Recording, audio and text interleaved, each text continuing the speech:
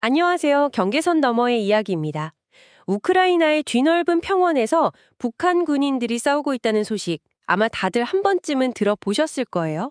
그런데 이 소식을 그냥 뉴스 헤드라인으로만 넘기기에는 그 안에 아직 복잡하고 또 중요한 이야기들이 숨어 있습니다. 그래서 오늘은 당신께서 보내주신 자료들을 바탕으로 이 문제를 함께 깊이 파고들어 보려고 합니다. 왜 북한은 자국의 군대를 수천 킬로미터나 떨어진 남의 전쟁터에 보냈을까요? 단순히 돈 때문만은 아닐 겁니다. 북한이 챙긴 천문학적인 돈의 규모부터 그 뒤에 숨은 김정은의 개인적인 야망, 그리고 전장에 내몰린 병사들의 참혹한 현실까지. 마지막으로 가장 중요하게는 이 모든 것이 바로 우리에게 어떤 의미를 갖게 될지 하나하나 짚어보겠습니다. 네, 맞습니다. 오늘 우리가 살펴볼 이야기의 핵심은 크게 세 가지로 볼 수 있어요. 첫째는 역시 거래의 대가입니다. 거의 죽어가던 북한 경제를 단숨에 살릴 수도 있을 정도의 엄청난 경제적 이익이죠. 그리고 둘째는 전장의 현실. 최정예 부대라는 이름과는 너무나도 다르게 사실상 총알바지로 소모되고 있는 북한군의 실상을 들여다볼 거고요. 마지막으로 미래의 위협. 북한이 이 피비린내라는 전쟁을 통해 돈보다 어쩌면 더 무서운 걸 얻고 있거든요. 그 실전 경험과 신무기 데이터가 우리에게 어떤 위협으로 돌아올지 좀 자세히 분석해 보겠습니다. 좋습니다. 그럼 첫 번째 이야기부터 바로 시작해보죠. 북한이 이 위험한 거래에 뛰어든 가장 큰 이유 역시 돈이겠죠. 자료들을 보니까 그 액수가 정말 상상을 초월하던데요. 네, 모든 것의 시작은 돈이라고 봐야 합니다. 당신께서 보내주신 자료 중에 한국전략문제연구소의 분석이 특히 눈에 띄는데요. 북한이 러시아에 미사일이나 자주포 같은 무기를 판매한 대금에다가 또 파병된 병사들의 급여, 그리고 안타깝지만 발생할 수밖에 없는 전자자 위로금까지. 이걸 전부 다 포함해서요. 러시아로부터 받게 될 총액을 우리 돈으로 약 25조 원으로 추산했습니다. 25조 원이요? 잠깐만요. 제가 숫자를 잘못 들은 건 아니죠? 20억도 아니고 20조 원이라니 솔직히 액수가 너무 커서 감이 잘 안 와요. 이게 대체 어느 정도 규모의 돈인가요? 그렇죠. 보통 사람들은 뭐 평생 만져보기도 힘든 돈이니까요. 비교를 해보면 아마 체감이 확 되실 겁니다. 몇 년 전에 우리나라의 A항공사, 그러니까 아시아나항공 인수 금액이 1조 5천억 원 정도였거든요. 네, 기억납니다. 25조 원이면 그 항공사를 무려 16번이나 사고도 돈이 남습니다. 항공사를 16개나요? 와. 하나 더 비교해 볼까요? 우리가 매일 이용하는 서울에서 부산까지의 KTX 전체 공사비가 약 20조 원이었습니다. 아, KTX 공사비보다도 많군요. 네, KTX를 처음부터 끝까지 다 건설하고도 5조 원이 남는다는 계산이 나와요. 북한 입장에서 보면 이건 정말 어마어마한 돈이에요. 이 금액이 북한의 2023년 전체 대외 무역량의 6.5배에 달하는 액수입니다. 6.5배요? 1년 내내 외국과 거래해서 번 돈의 6배가 넘는 돈을 이걸 단 한 번의 거래로 벌어들인다는 거군요. 이건 정말 나라의 운명을 바꿀 수도 있는 돈이네요. 정확합니다. 국제사회의 강력한 제재로 사실상 고사 직전이었던 북한 경제에 그야말로 인공호흡기를 붙이는 수준을 넘어서요. 심장을 아예 새로 이식해주는 수준의 거액이라고 볼 수 있습니다. 김정은 정권 입장에서는 이 돈을 포기한다는 건 상상조차 할 수 없는 일이었을 겁니다. 그렇군요. 25조 원이라는 돈의 무게를 생각하니까 파병 결정이 어느 정도는 이해가 되기도 하네요. 그런데 당신이 보내주신 자료들 속에서 저는 더 흥미로운 지점을 발견했어요. 단순히 돈벌이를 넘어서 김정은 위원장의 또 다른 계산이 깔려있다는 분석이었죠. 특히 얼마 전 러시아 외무장관과의 만남 장소가 아주 이례적이었습니다. 네, 바로 그 지점입니다. 보통 이런 중요한 정상급 외교 회담은 당연히 수도인 평양에서 격식을 갖춰서 진행하잖아요. 그렇죠. 그런데 굳이 평양도 아닌 원산까지 가서 그것도 격식 있는 연회장이 아닌 요트비에서 회담을 가졌습니다.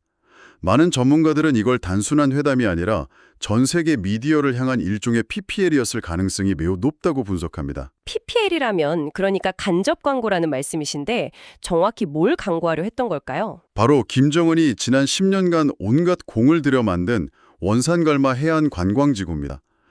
요트 뒤로 화려하게 펼쳐진 그 리조트의 모습을 전 세계에 보여주려는 의도가 아주 명백했다는 거죠. 우리에게는 이렇게 멋진 관광지가 있다. 러시아인들이요, 이곳으로 와서 돈을 써라. 하고 외치는 것과 같았다는 겁니다. 저도 그 요토 회담이 참 의아했어요. 보통 저런 중요한 만남은 수도에서 격식을 딱 갖춰서 하잖아요. 그런데 굳이 원산까지 가서 그것도 요토 위에서 만난다는 게 뭔가 다른 목적이 있다는 걸 너무 노골적으로 보여주는 것 같았어요. 왜 하필 그 많은 도시 중에 원산이었을까요? 원산은 김정은에게 매우 특별하고 개인적인 의미가 있는 곳입니다. 그의 생모인 고용희가 평양에서 떨어져서 원산에 있는 초대소, 그러니까 일종의 별장에서 지냈거든요. 그래서 사실상 김정은의 유년 시절을 보낸 고향으로 알려져 있죠. 개인적인 애착이 아주 깊은 곳이에요. 아, 단순히 관광지가 아니라 본인의 고향이라는 상징성까지 더해진 거군요? 그렇습니다. 그래서 10년 넘게 정말 막대한 돈과 인력을 쏟아부어서 세계적인 수준의 리조트를 지었는데 아시다시피 강력한 국제 제재 때문에 개장조차 못하고 있었죠. 이 프로젝트는 처음부터 외국인 관광객, 특히 중국과 러시아 관광객을 유치하지 못하면 실패할 수밖에 없는 구조였어요. 바로 그 절박함이 러시아 외무장관을 원산의 요트로 불러들인 진짜 배경이라고 할 수 있습니다. 25조 원이라는 거대한 돈과 함께 자신의 최대 수건 사업까지 해결하려는 다목적 포석이었던 셈이죠. 한쪽에서는 김정은 위원장이 자신의 수건 사업을 위해 요트 위에서 화려한 외교를 펼치고 있는데 다른 한쪽에서는 실제로 그 거래의 대가가 되어서 전장으로 내몰린 병사들이 있습니다. 자료에 따르면 파병된 부대가 북한 최정예 특수부대라는 폭풍군단이라고 하던데 이름만 들어도 정말 무시무시하네요. 네, 폭풍군단은 북한군 내에서도 아주 상징적인 부대입니다. 그 뿌리를 거슬러 올라가면 1968년에 청와대 습격을 시도했던 김신조 부대, 즉 124군 부대에 닿아 있어요. 아, 그 유명한 사건에. 네, 바로 그 부대의 후신으로 알려져 있죠. 북한 내에서는 최정예 중에 최정예 특수부대로 꼽힙니다. 심지어 김일성이 과거에 사단 하나를 통째로 줘도 폭풍군단 대원 한 명과 바꾸지 않겠다고 말했을 정도로 절대적인 신임을 보냈던 부대라고 합니다. 그런데 그게 정말 이상한 지점이에요. 그 정도의 최정예 부대라면 전장에서 뭔가 다른 모습을 보여줘야 할 텐데 최근에 공개된 영상을 보면 전혀 그렇지 않았거든요. 오히려 군기가 빠진 10대 소년들처럼 무기력하고 혼란스러워 보였어요. 북한 최정예 부대라는 상징성 때문에라도 뭔가 다를 줄 알았는데 왜 영상에서는 그렇게 보였을까요? 정확히 보셨습니다. 그 이름값과 실제 전장에서의 모습 사이에는 아주 큰 괴리가 있습니다. 여기에는 몇 가지 냉혹하고 현실적인 문제들이 있어요. 첫째는 기본적인 신체 조건의 문제입니다. 현재 북한의 공식적인 징집 기준 신장이 148cm에 불과합니다. 148cm요? 그게 공식 기준인가요?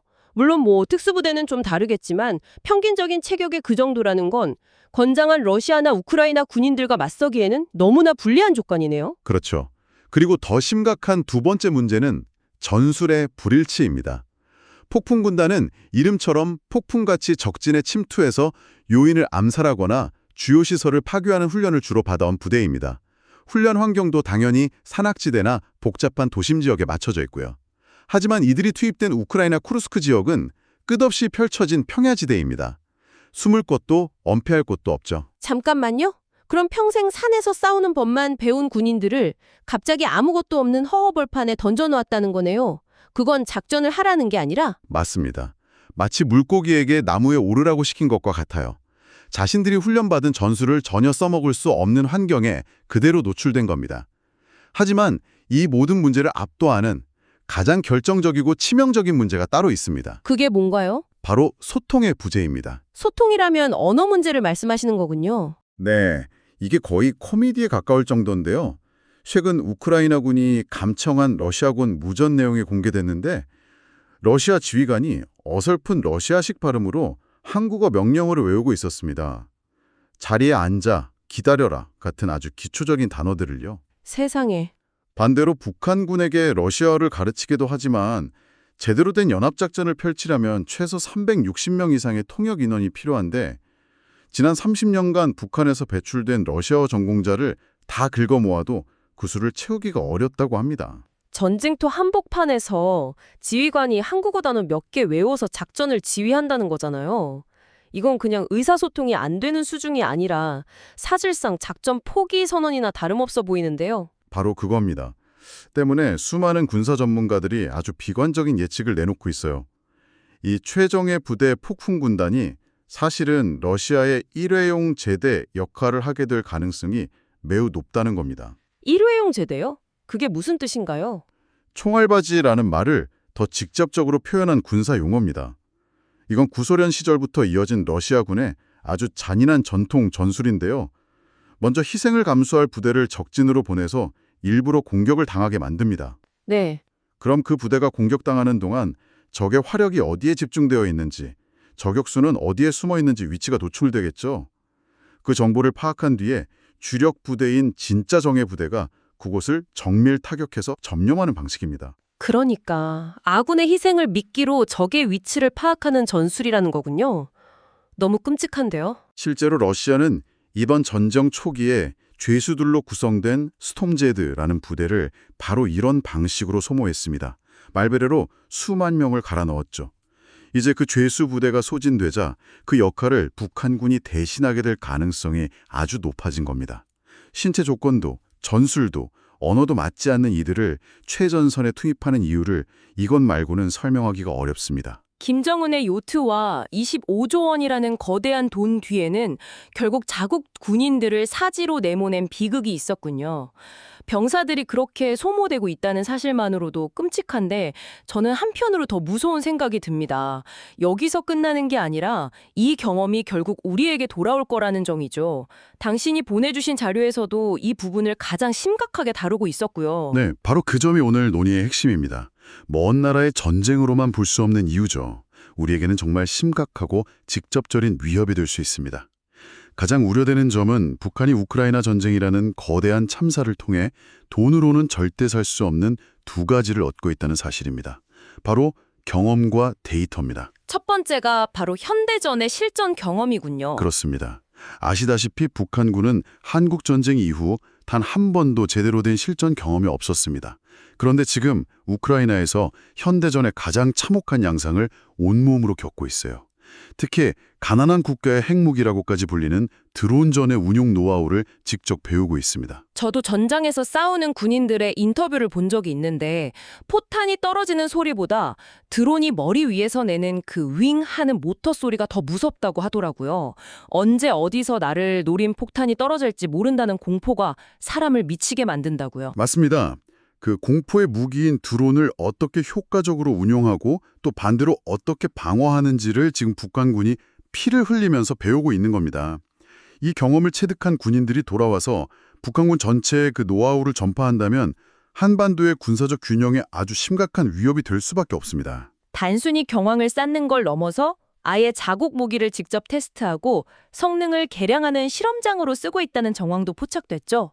이건 더 심각한 문제 같습니다. 네, 이 부분이 훨씬 더 심각하고 직접적인 위협입니다. 우리 국정원이 AI 영상 분석 기술을 통해 정말 놀라운 사실을 밝혀냈어요. 우크라이나 동부 도네츠크 지역에 있는 북한산 KN-23 미사일 발사장 인근에서 러시아 군복을 입고 있지만 명백히 북한 사람인 미사일 기술자를 식별해낸 겁니다. 기술자까지 현장에 가 있다는 건 이건 단순히 무기를 수출한 게 아니라는 명백한 증거네요. 그렇죠. 판매를 넘어선 AS이자 필드 테스트인 셈이죠. 자신들이 만든 미사일이 실전에서 어떤 성능을 보이는지, 명중률은 얼마나 되는지, 어떤 환경에서 요격당하는지 이런 데이터들을 현장에서 직접 수집하고 있는 겁니다. 그리고 그 데이터를 바탕으로 미사일의 소프트웨어를 업데이트하고 성능을 개량하겠죠. 그렇게 개량된 무기와 축적된 데이터는 결국 누구를 향하게 될까요? 너무나도 명백합니다. 우리를 향한 무기를 더 정교하고 더 위협적으로 만드는 데 쓰일 겁니다. 국제사회도 이 문제의 심각성을 인지하고 있겠죠? 반응은 어떤가요? 유엔 무대에서 미국 대표가 아주 이례적으로 강력한 경고를 했다는 내용도 자료에 있었습니다. 네, 정말 외교 무대에서는 좀처럼 듣기 힘든 아주 직설적이고 거친 경고였습니다. 린다 토마스 그린필드 유엔 주재 미국 대사가 북한을 향해 시신 가방에 담겨 돌아갈 것이라고 말했습니다. 시신 가방, 바디백이라니. 그건 정말 외교적 언어라고는 믿기 힘든 수준인데요. 그만큼 미국이 이 사안을 심각하게 보고 있다는 뜻이겠죠? 맞습니다. 보통 미군은 전사한 아군을 정중하게 관해 모십니다. 하지만 바디팩은 신원 확인조차 어려운 참사 희생자나 대규모로 사망한 적군 포로를 담는 값싼 비닐백을 의미하거든요. 사실상 너희는 존중받을 자격이 없는 존재들이니 짐승 취급 당하기 싫으면 오지 말라는 의미를 담은 엄청난 모욕이자 강력한 경고 메시지였습니다. 오늘은 러시아에 파병된 북한군의 현실과 그 이면에 숨겨진 복잡한 계산들을 깊이 들여다봤습니다. 25조 원이라는 거대한 돈과 자신의 고향의 리조트를 성공시키려는 김정은의 개인적인 야망, 그리고 그 대가로 이름뿐인 최정예 부대라는 이름표를 단 채 총알바지로 내몰리고 있는 병사들의 비참한 현실이 복잡하게 얽혀 있었습니다. 하지만 오늘 논의에서 우리가 정말 놓치지 말아야 할 것은 이 전쟁이 더 이상 우리와 무관한 남의 일이 아니라는 점입니다. 북한은 우크라이나를 자국의 군대와 무기를 시험하고 단련시키는 거대한 실전 실험실로 삼고 있습니다. 피해 대가로 돈과 함께 어쩌면 돈보다 더 무서운 현대전의 노하우를 고스란히 흡수하고 있는 셈이죠. 오늘 이 이야기를 들으신 당신께서 한번 생각해 보실 질문을 던지며 마무리하겠습니다. 수천 킬로미터 떨어진 전장에서 북한이 지금 이 순간에도 피해 대가로 얻고 있는 그 경험과 데이터가 과연 바로 이곳 한반도의 안보 지형을 앞으로 어떻게 근본적으로 바꾸게 될까요?